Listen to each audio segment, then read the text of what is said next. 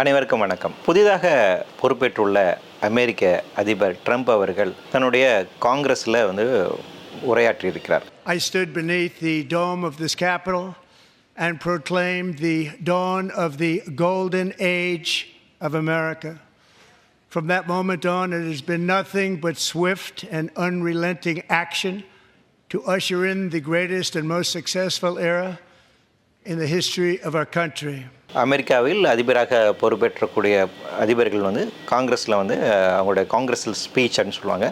அதை ஒவ்வொரு முறையும் வழங்குவார்கள். அது ரொம்ப ஒரு முக்கியமான ஒரு விஷயம். In comparison, under Joe Biden, the worst president in American history. Congress, அந்த அமெரிக்க காங்கிரஸ் அப்படிங்கிறது அவங்களுடைய பார்லிமெண்ட். அந்த பார்லிமெண்ட்டில் அதிபருக்கு பெரிய ரோலே கிடையாது. அவர் அங்கே போய் கலந்து கொள்ள வேண்டிய ஒரு தேவையும் இல்லை. அவருக்கான அதிகாரமும் அங்கே இல்லை. காங்கிரஸ் தனியாகவே இயங்கும். அதிபர் தன்னுடைய பவர்ஸை தனியாக இயங்குவார். ஆனால் அதிபர் ஏற்றக்கூடிய சட்டங்களை எல்லாம் காங்கிரஸ் ஒப்புதல் வழங்க வேண்டும். இதுதான் அங்கே இருக்கக்கூடிய நடைமுறையாக இருக்கிறது. அப்படி அதிபர் ட்ரம்ப் அவர்கள் வழங்கி இருக்கக்கூடிய இந்த speech, We ended all of Biden's environmental restrictions that were making our country far less safe and totally unaffordable. And importantly, we ended the last administration's insane electric vehicle mandate, saving our auto workers and companies from economic destruction. The previous administration cut the number of new oil and gas leases by 95%, slowed pipeline construction to a halt, and closed more than 100 power plants. We are opening up many of those power plants right now.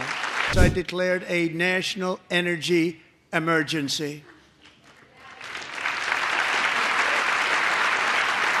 As you've heard me say many times, we have more liquid gold under our feet than any nation on earth, and by far. And now I fully authorize the most talented team ever assembled to go and get it. It's called Drill, Baby, Drill.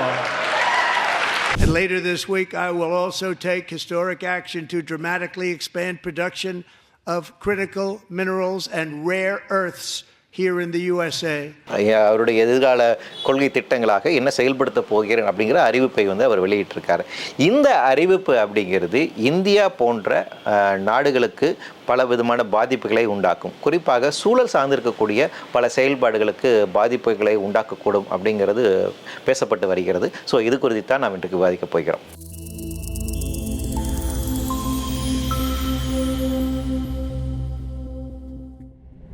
அமெரிக்க தேர்தல் முடிஞ்சு நமக்கு Trump புதிதாக அதிபராக தேர்ந்தெடுக்கப்பட்டிருக்கார் அப்படிங்கிறது நமக்கெல்லாம் தெரிஞ்ச ஒரு விஷயம்தான்.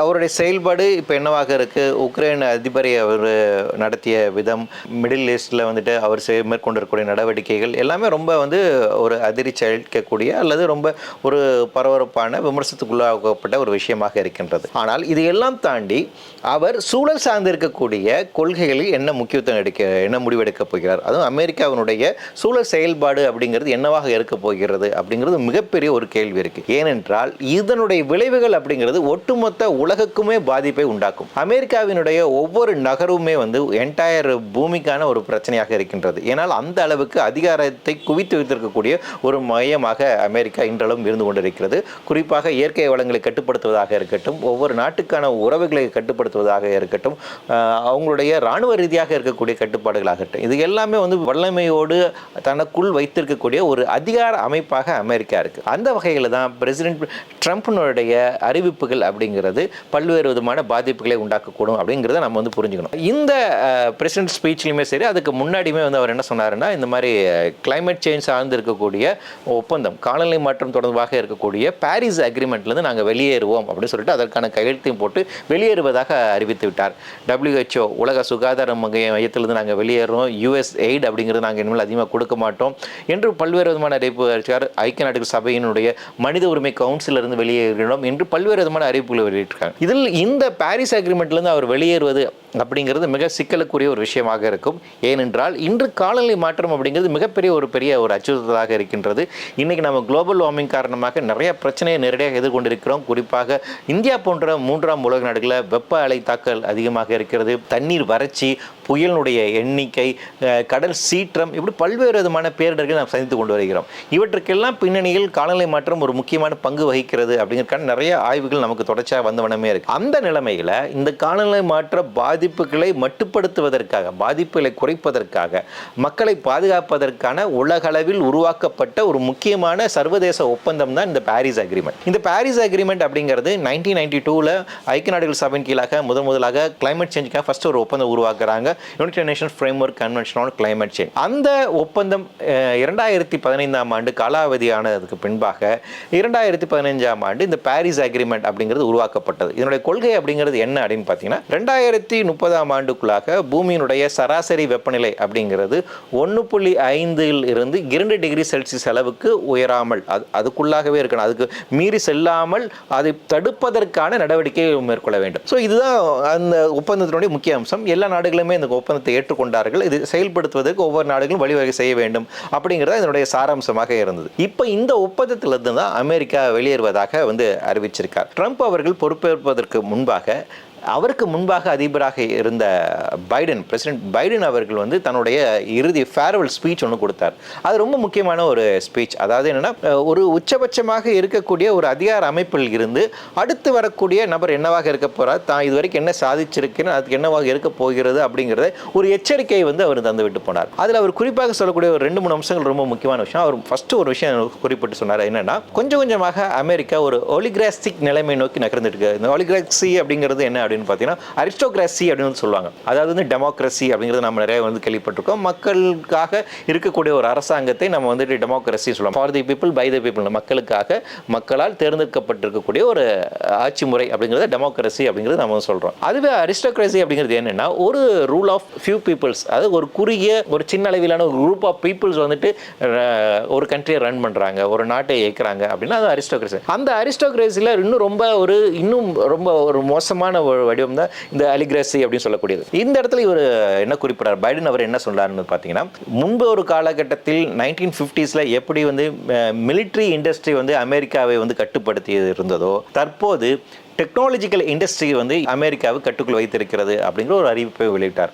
அவர் யாரை குறிப்பிட்டு சொல்றாரு அப்படின்னா, அமேசான், கூகுள், அப்புறம் எலன் மாஸ்க் போன்ற இந்த கம்பெனி சேர்ந்திருக்கூடிய டெக்னாலஜிக்கல் வலிமையாக இருக்கக்கூடிய இந்த முதலாளிகளை குறிப்பிடார்கள். அப்போ இந்த டெக்னாலஜிக்கலாக கம்பெனிஸை ஓன் பண்ணக்கூடிய இந்த நபர்களுடைய அதிகாரத்தின் கீழ் ஒட்டுமொத்த அமெரிக்காவும் சென்று கொண்டிருக்கிறது அப்படிங்கிற ஒரு கருத்தை முன் வச்சார். இன்னும் எதிர்காலத்தில் நம்முடைய பிள்ளைகளுடைய வாழ்வை பாதிக்கின்ற வகையில் சில செயல்பாடுகளை இவர்கள் முன்னெடுக்கிறார்கள் அப்படின்னு. அதாவது என்ன சொன்னாருன்னா, அமெரிக்க அதிபராக பைடன் இருந்த ஒரு காலகட்டத்தில் அவங்க இந்த கிரீன் டீல் அப்படின்னு சொல்லக்கூடிய ஒரு முக்கியமான கொள்கை சார்ந்திருக்கிற விஷயங்களை கொண்டு வந்தாங்க. அதாவது காலநிலை மாற்றம் இன்னைக்கு மிகப்பெரிய ஒரு பிரச்சனையாக இருக்குது. அதை எதிர்கொள்ள வேண்டும் என்றால் அமெரிக்கா கொஞ்சம் கொஞ்சமாக ஆயில் அண்ட் கேஸ் இண்டஸ்ட்ரீஸ் கொஞ்சம் கொஞ்சமாக வெளியேற வேண்டும். இவி சார்ந்து இருக்கக்கூடிய எலக்ட்ரிக் வெஹிக்கிள் சார்ந்து நகர மேற்கொள்ள வேண்டிய ஒரு தேவை இருக்குது. புதிய வகையான எண்ணெய் கிணறுகளை நம்ம தோண்ட வேண்டிய தேவையில்லை. அதற்கு பதிலாக கிரிட்டிக்கல் மினரல்ஸ் என்று சொல்லக்கூடிய அடுத்த கட்ட டெக்னாலஜி நகருக்கு தேவையாக இருக்கக்கூடிய கனிமங்கள் சார்ந்திருக்கக்கூடிய பொருளாதாரத்தை நோக்கி நகர வேண்டும் அப்படிங்கிற ஒரு கொள்கையை அவங்க முன் வச்சாங்க. இப்போ அதிபர் ட்ரம்ப் அவர்கள் வந்ததுக்கு அப்புறம் அவர் என்ன அறிவிச்சிருக்காருன்னா, ஃபர்ஸ்ட் பாரிஸ் அக்ரிமெண்ட்ல இருந்து நாங்கள் வெளியேறோம். ஸோ இன்னைக்கு காலநிலை மாற்றம், குளோபல் வார்மிங், இதுக்காக நாங்கள் எந்த செயல்பாடும் செய்ய மாட்டோம். இன்னும் சொல்லப்போனால் அதெல்லாம் மறுக்கக்கூடிய இடத்துல தான் அவர் இருக்கார். குளோபல் வார்மிங் அப்படிங்கிறது ஒரு ஏமாத்து வேலை அப்படிங்கிறது தான் ட்ரம்ப் அவருடைய எண்ணிக்கையாக இருக்கு. கூடுதலாக அவர் என்ன சொல்றாருன்னா, ட்ரில் பேபி ட்ரில், அதாவது புதிதாக எண்ணெய் கிணறுகளை நாம் உற்பத்தி செய்வோம் அப்படிங்கிறது அறிவிச்சிருக்காரு. மூன்றாவதா, எலக்ட்ரிக் வெஹிக்கிள்ஸ் மட்டும்தான் இனிமேல் இருக்கணும் அப்படிங்கிற அந்த மேண்டேட்டை நீக்கிறேன். புதிதாக ஆட்டோமொபைல் இண்டஸ்ட்ரீஸை நான் திருப்பி பழையபடி இயங்குவதற்கான உத்தரவை பிறப்பிப்பேன் அப்படின்னு சொல்லியிருக்காரு. அதன்படி அதற்கான அனுமதியும் வழங்கியிருக்கார். ஸோ அந்த என்டையர் கிரீன் டீலில் என்னென்ன மாற்றங்கள்லாம் கொண்டு வந்தாங்களோ அது எல்லாத்தையும் ஏற கட்டுகின்ற வேலையை அதிபர் ட்ரம்ப் செஞ்சிருக்காரு. கூடுதலாக நாசா, NOAAன்னு சொல்லக்கூடிய இந்த வெதர் சார்ந்து, கிளைமேட் சார்ந்து ஆய்வு செய்யக்கூடிய நிறுவனங்கள் இருக்கக்கூடிய பணியாளர்களை நிறைய பேர் லே ஆஃப் பண்ணியிருக்காங்க. அதாவது அவங்க வேலையை விட்டு தூக்கியிருக்காங்க. அப்போ முக்கியமாக இந்த கிளைமேட் சார்ந்து ஆய்வுகள் மேற்கொள்ளக்கூடிய அமைப்புகளுடைய இருக்கக்கூடிய எண்ணிக்கையை குறைச்சிட்டு இருக்காங்க. அப்போ மனித சமூகத்தை பாதுகாப்பதற்கு தேவையான ஆய்வுகளில் ஈடுபட்டிருக்கக்கூடிய நபர்கள் எல்லாத்தையும் காலி பண்ணிட்டே வராங்க. ஸோ ஒரு விதத்தில் ரொம்ப ரொம்ப பின்னோக்கி நகர்கின்ற ஒரு வேலையை செய்கிறாங்க. அதே நேரத்தில் கிரிட்டிக்கல் மினரல்ஸ்க்கான முன்னெடுப்புகளை நாங்கள் செய்வோம். உக்ரைனை எப்படியாச்சும் பணியை வச்சு அங்கே இருக்கக்கூடிய கிரிட்டிக்கல் மினரல்ஸ் எல்லாம் வந்துட்டு எனக்கு 50% நீ கொடுக்கணும், ஒப்பந்தம் போடணும் அப்படிங்கிற ஒரு கண்டிஷன்ஸை வந்து போடுறாரு. ஸோ முழுக்க வர்த்தகம் மட்டுமே சார்ந்து சிந்திக்கின்ற ஒரு நபராக இப்போது இருக்கக்கூடிய அதிபர் ட்ரம்ப் அவர்கள் வந்து உருவெடுத்து கொண்டு வருகிறார். இது பூமியில் ஒட்டுமொத்த பூமிக்கே மிகப்பெரிய ஒரு அச்சுறுத்தல், ஒரு ஆபத்தில் தான் முடியும். இன்னைக்கு பூமியினுடைய சராசரி வெப்பநிலை அப்படிங்கிறது 1.5 டிகிரி செல்சியஸ் ஆல்ரெடி உயர்ந்து விட்டது. விஞ்ஞானிகள் எல்லாம் இப்படி நிகழ்வதற்கு இந்த நூற்றாண்டில் இறுதிக்கு தான் வரும் அப்படின்னு 90களில் நம்பிக்கிட்டு இருந்தாங்க. 2010 வாக்கில் அந்த நம்பிக்கை அப்படிங்கிறது கொஞ்சமாக மாறி 2015-18 வாக்கில் வந்து என்ன சொல்கிறாங்களா, இல்லை 2050 அது வந்துடும் சொல்கிறாங்க. ஆனால் அதற்கு பின்பாக ஆய்வறிக்கைகளை என்ன சொல்லிச்சு, 2030க்குள்ளே வந்துருச்சுணும். ஆனால் 2025 பூமியினுடைய சராசரி வெப்பநிலை அப்படிங்கிறது 1.5 டிகிரி செல்சியஸ் ஆல்ரெடி உயர்ந்துடுச்சு. 2030-40க்குள்ளாக 2 டிகிரி செல்சியஸ் அளவுக்கு உயர்வை நாம் வந்து பார்க்கக்கூடும். அதற்கு பின்பாக 2080க்குள்ளாக 3 டிகிரி செல்சியஸுக்கான உயர்வு இருக்கும். இவ்வளோ அளவுக்கு மாற்றங்கள் நிகழ்ந்துச்சுன்னா இந்த பூமியில் இருக்கக்கூடிய 90% உயிரினங்கள் உயிர் வாழ முடியாது. அந்த அளவுக்கு பயங்கரமான பிரச்சனை நம்ம எதிர்கொள்ள போகிறோம். எக்ஸ்ட்ரீம் கிளைமேட்டிக் ஈவெண்ட்ஸ் நமக்கு அதிகரிக்கும், ஹீட் வேவ்ஸ் வந்து அதிகரிக்கும், பசி பட்டினி போன்ற பல்வேறு விதமான பிரச்சனைகளை அதிகரிக்கக்கூடும். டெம்பரேச்சர் இன்க்ரீஸ் இதை நோக்கி தான் நகர்ந்து கொண்டே இருக்குது. ஸோ இந்த ஆபத்தை நாம் எதிர்காலத்தில் நிச்சயமாக பார்ப்பதற்கான வாய்ப்புகள் அதிகரித்து கொண்டே இருக்கிறது. ஏனென்றால் இந்த அரசியல் தலைவர்களுடைய செயல்பாட்டின் காரணமாக. ஸோ இன்னைக்கு வந்து பார்த்தீங்கன்னா 1.5 டிகிரி செல்சியஸ் ஆல்ரெடி உயர்ந்துருச்சு. இந்த ஆபத்தில் இருக்கும். இதுக்கு பெரும்பான்மையான காரணம் யாருன்னு பார்த்தீங்கன்னா வளர்ந்த நாடுகள் தான். ஏன்னா கடந்த 150 ஆண்டுகளாக இண்டஸ்ட்ரியல் ரெவல்யூஷன் அப்படிங்கிற பேரில் கண்ணாபின்னு ஃபாசில் ஃபியூலை போட்டு எரிச்சிருக்காங்க, நிலக்கரியை போட்டு எரிச்சிருக்காங்க, பெட்ரோலியத்தை எரிச்சிருக்காங்க. அதிலிருந்து செயற்கையாக வெளியேறின கார்பன் டை ஆக்சைடு தான் இன்னைக்கு பூமியை சுற்றி ஒரு படலமாக சேர்ந்து கொண்டு அதிகமான ஹீட்டை வந்து ட்ராப் பண்ணிட்டு இருக்கு. இதைத்தான் நம்ம குளோபல் வார்மிங் சொல்றோம். அப்போ மேற்கத்திய நாடுகளுடைய வரலாற்று ரீதியாக அவர்கள் மேற்கொண்ட இந்த பிரச்சனை, இந்த செயல்பாட்டின் காரணமாக ஒட்டுமொத்த பூமியே இன்னைக்கு வந்து பிரச்சனைகள் இருக்கு. அதில் அமெரிக்காவுடைய பங்கு அதிகமாக இருக்கு. இன்னைக்கு அளவில் வந்து பார்த்தீங்கன்னா இந்த எமிஷன் கேப் ரிப்போர்ட் அப்படிங்கிறது யூஎன் வெளியிட்டிருக்காங்க. அந்த ரிப்போர்ட் என்ன சொல்லுதுன்னா, உலக அளவில் அதிகமான கார்பன் எமிஷன்ஸை வெளியேற்றக்கூடிய நாடாக எது இருக்குன்னு பார்த்தீங்கன்னா அமெரிக்கா 2வது இடத்துல இருக்கு. முதல் இடத்துல சைனா இருக்கு, அமெரிக்கா 2வது இடத்துல இருக்கு. அதோடு கூடுதலாக இன்னொரு முக்கியமான விஷயம் அதில் என்ன நாம் புரிந்துக்கிறோம்னா, தனி மனித அளவில் கார்பனை அதிகமாக எமிட் செய்வது யாரு, அதை பெர் கேபிட்டா எமிஷன்ஸ் சொல்லுவாங்க. அதாவது இப்போ இந்தியாவில் வந்து நம்ம ஒரு தேவைகளுக்காக சோர்ஸ் அமைப்பதற்காக நம்ம விறகடுப்பை வந்து பயன்படுத்தி, இன்னும் வட இந்தியாவில் கேஸ் நிறைய எல்லாரும் பயன்படுத்தக்கூடிய நிலைமையில இல்லை, விறகடுப்புகளை தான் பயன்படுத்துகிறாங்க. அதிலிருந்து கூட நமக்கு மீத்தேன் கேஸ் வந்துட்டு இல்லை கார்பன் டை ஆக்சைடு வெளியிடும். ஸோ அந்த ஒரு இது இருக்குது. ஆனால் அவர்கள் தேவை பொருட்டு செய்கிறார்கள். ஆனால் அமெரிக்கா தங்களுடைய லக்ஸுரி லைஃபுக்காக, ஆடம்பர வாழ்க்கைக்காக அவர்கள் மேற்கொள்கின்ற அந்த ஒரு லைஃப் ஸ்டைல் காரணமாக அதிகமான கார்பன் எமிஷன்ஸ் இருக்குது. ஸோ பெர் கேபிட்டா எமிஷன்ஸை பொறுத்த வரைக்கும் அமெரிக்கோட லைஃப் ஸ்டைலே காரணமாக இருக்குது, அங்கே எமிஷன்ஸ் அதிகமாக இருக்குது. ஸோ அமெரிக்கனுடைய இந்த அதிகப்படியான எமிஷன்ஸை நீங்கள் குறைக்கணும். அந்த கார்பன் எமிஷன்ஸை நம்ம குறைக்க வேண்டிய ஒரு தேவை இருக்குது. அப்போ அமெரிக்காவை ஒரு கட்டுக்குள் கொண்டு வர வேண்டிய தேவை இருக்குது. அதுக்கு உலக அளவில் இந்த மாதிரி ஒப்பந்தங்கள் வந்து அதுதான் உறுதி செய்ய முடியும். ஸோ இந்த ஒப்பந்தங்கள் மூலமாக தான் உலக நாடுகள் வந்து ஓரளவுக்கு அமெரிக்காவை வந்து எச்சரித்து அல்லது அவர்களை வந்து பேச்சுவார்த்தை நடத்தி இந்த நடவடிக்கை மேற்கொள்ள வேண்டும் அப்படின்னு நம்ம வலியுறுத்த முடியும். ஆனால் இன்னைக்கு அமெரிக்கா ஒருதலைபட்சமாக அதிலிருந்து வெளியேறுவதாக அறிவித்திருக்காங்க. அப்போ நம்ம எப்படி நம்ம வந்து இப்போ அமெரிக்காவோட இந்த முறையிடுவது, எப்படி அவர்களை வந்து அவர்களுடைய செயல்பாட்டை நம்ம உறுதி செய்வது அப்படிங்கிற ஒரு கேள்வி இருக்கு. அமெரிக்காவில் இப்போ லாஸ் ஏஞ்சல்ஸில் அதிகமான காட்டுத்தீயை பார்த்தோம். அவர்களுக்கு மட்டும் பாதிப்பை உண்டாக்காது, ஒட்டுமொத்த உலகத்திற்கே பாதிப்பை உண்டாக்கும். ஸோ அவர்களுக்கும் பிரச்சனையை உண்டாக்கி கொண்டு, ஒட்டுமொத்த உலகத்திற்கும் பிரச்சனையை உண்டாக்கி கொண்டு, மனித சமூகத்திற்கும் பிரச்சனையை உண்டாக்கி கொண்டு, உயிரினங்களுக்கும் பிரச்சனையை உண்டாக்கிறார்கள். ஸோ இந்த செயல்பாடு அப்படிங்கிறது தான் ட்ரம்பினுடைய இந்த நடவடிக்கையின் காரணமாக இன்னும் வீரியமாக இருக்க போகிறது. அப்போ இந்த எதிர்கொள்வதற்கான ஒரு தேவை இந்தியா போன்ற 3ஆம் உலக நாடுகள் எப்படி செய்ய முடியும் அப்படின்னா, முன்பொரு காலத்தில் நாம 3ஆம் உலக நாடுகள் லீட் பண்ணிட்டு இருந்தோம். 1955 த தேர்ட் வேர்ல்டு கண்ட்ரீஸ் அப்படிங்கிற கான்செப்ட் அப்போ தான் எவால் ஆச்சு. இந்த பங்டன் கான்ஃபரன்ஸ்னு சொல்லுவாங்க.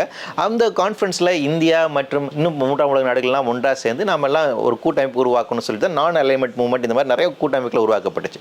அப்போ நமக்கு வந்து அப்போ எந்த விதமான பொலிட்டிக்கல் சார்பும் இல்லாமல் ஒரு அமைதியை நோக்கி இருக்கக்கூடிய நாடுகளாக பல நாடுகள் ஒருங்கிணைந்து 3ஆம் உலக நாடுகள் எப்படி வளப்படுத்துவது, மேம்படுத்துவது, Latin America, African countries, South East Asian countries இதெல்லாம் சேர்ந்து ஒருங்கிணைந்து எப்படி செயல்படுவது அப்படிங்கிற ஒரு வேலை முன்னெடுப்புகளை செஞ்சோம். அதன் மூலமாக தான் 3ஆம் உலக நாடுகளுக்கான நேச்சுரல் ரிசோர்ஸை வந்து உறுதிப்படுத்துவது, அவர்களுக்கான உரிமைகளை உறுதிப்படுத்துவது, இயற்கை வளங்கள் மீதான உரிமைகளை உறுதிப்படுத்துவது, இப்படி பல்வேறு விதமான கொள்கைகள், திட்டங்கள் அப்படிங்கிறது அதன் மூலம் எவால்வ் ஆச்சு. ஸோ அந்த ஒரு முன்னெடுப்பு அப்படிங்கிறது நாம் இன்னைக்கு செய்ய வேண்டிய தேவை இருக்கு. ஆனால் இங்கே இருக்கக்கூடிய மோடி தலைமையிலான இருக்கக்கூடிய அரசு அப்படிங்கிறது எப்படி இருக்குது அப்படின்னு பார்த்தீங்கன்னா, அதிகப்படியான ப்ரோ அமெரிக்கன் ஃபாரின் பாலிசி தான் வச்சிருக்காங்க. அவங்க அமெரிக்கா சார்போடு தான் செயல்பட நிலைமையில் இருக்காங்க. அப்போ அதன் காரணமாக என்ன ஆகுதுன்னா, இந்த மாதிரி கிளைமேட் டாக்ஸ்லாம் அமெரிக்கா என்ன கொள்கை முடிவெடுக்குதோ அது சார்ந்தே செயல்படுகிறார்கள். அப்போ மூன்றாம் உலக நாடுகளை பாதுகாத்து இந்தியாவுக்கான தேவைகளை வலியுறுத்துகின்ற வகையில் நம்மளுடைய ஃபாரின் பாலிசி அப்படிங்கிறது இருக்கு. இதை உறுதி செய்ய வேண்டும். இந்த உறுதி செய்வதற்கான நிலைப்பாடு அப்படின்னா இந்திய அளவில் நாம இந்த கொள்கையில் சார்ந்து இது பேச வேண்டிய ஒரு தேவை இருக்கு. அப்போ இந்தியாவுடைய ஃபாரின் பாலிசி என்னவா இருக்கு, நம்மளுடைய கிளைமேட் பாலிசி அப்படிங்கிறது என்னவா இருக்கு, அமெரிக்கானுடைய செயல்பட நம்ம எப்படி பார்க்குறோம் அப்படிங்கிறது இங்கே நம்ம நாட்டுக்குள்ள நம்ம விவாதிக்கணும். இது ஒரு பீப்புள்ஸ் மூவ்மெண்ட்டாக நம்ம வந்து எவால்வ் பண்ண வேண்டிய ஒரு தேவை இருக்கு. இந்த மாதிரி விஷயங்கள் நம்ம நாடாளுமன்றத்தில் பேச வேண்டிய ஒரு தேவையா இருக்கு. இந்த கருத்துக்களை நான் முன்மொழிவு சொன்னேன். அப்போ இதன் மூலமாக தான் இந்தியாவுடைய வெளியுறவு கொள்கை அப்படிங்கிறது என்னவாக இருக்க வேண்டும், அது மக்கள் சார்ந்து இருக்கிறதை உறுதி செய்வதற்கு நடவடிக்கை மேற்கொள்ள வேண்டும் அப்படிங்கிற ஒரு விவாதத்தை முழுக்க வேண்டிய தேவை இருக்கு. ஏனென்றால் இது நம்மளுடைய இருத்தலுக்கான ஒரு பிரச்சனை. இந்த பூமியில் ஒட்டுமொத்த பூமியில் உயிர் வாழ வேண்டும் அப்படின்னா தற்போது இருக்கக்கூடிய இந்த இயற்கை அமைப்பை பாதுகாப்பது ரொம்ப ரொம்ப அவசியமான விஷயம். இந்த இயற்கை அமைப்பு கொஞ்சம் கொஞ்சமாக உடஞ்சிக்கிட்டே வருது. அதைத்தான் டிப்பிங் பாயிண்ட்ஸ் வந்து சொல்லிட்டு இருக்காங்க. பிளானட்டரி பவுண்டரிஸ் அப்படின்னு புதிய விதமான சயின்ஸ்லையும் இதை வந்து எக்ஸ்பிளைன் பண்ணிட்டு இருக்காங்க. அப்போ இந்த அறிவியல் ரீதியாக இருக்கக்கூடிய எச்சரிக்கைகளை உள்வாங்கி கொண்டு நமக்கான பாதுகாப்பை உறுதி செய்ய வேண்டும் என்றால் அரசியல் ரீதியாக இந்த முன்னெடுப்புகள் செய்ய வேண்டிய ஒரு தேவை இருக்கு. அந்த வகையில் இந்தியாவினுடைய வெளியுறவு கொள்கை என்னவாக இருக்குதுங்கிற ஒரு கேள்வி முன்வைக்க வேண்டிய தேவை இருக்கு. குறிப்பாக அதிபர் ட்ரம்ப் அவர்கள் அறிவித்திருக்கக்கூடிய இந்த அறிவிப்புகளுக்கு இந்தியா என்ன எதிர்வினை ஆற்றப் போகிறது அப்படிங்கிற ஒரு முக்கியமான ஒரு கேள்வி இருக்கு. இது குறித்தான விவாதங்களை நீங்களும் முன்னெடுப்பீர்கள் என்று நம்புகிறேன். நன்றி.